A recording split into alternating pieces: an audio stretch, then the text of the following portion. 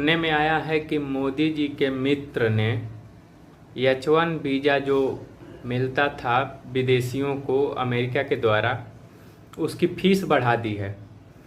पहले जो वीज़ा था उसकी मैक्सिमम कीमत जो थी बड़ी कंपनियों के लिए वह 7 लाख में मैक्सिमम में मिल जाता था।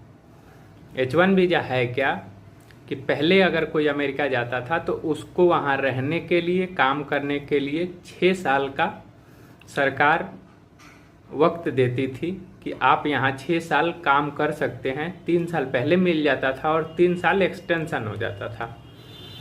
अब उसकी फीस 83 लाख से एक्स्ट्रा बढ़ा दिया है, यानी अब आपको 88 लाख देना पड़ेगा, तब आप वहाँ रहेंगे और काम कर पाएंगे।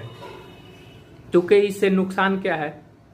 नुकसान ये है कि ग्लोबल टैलेंट जो है, जिसके पास इतना पैसा नहीं रहेगा, वह अमेरिका नहीं जा पाएगा। और फायदा क्या है?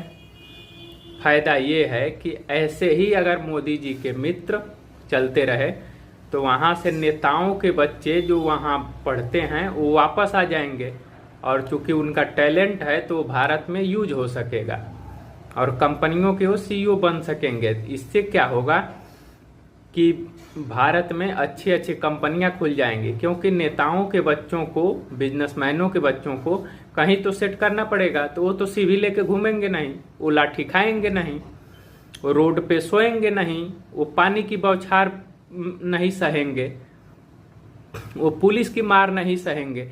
तो उनके लिए कंपनी खोलेंगे। और फिर इसका नुकसान क्या हो सकता है कि हो सकता है नेता और भ्रष्टाचार करने लगे अपने बेटों को सेट करने के लिए।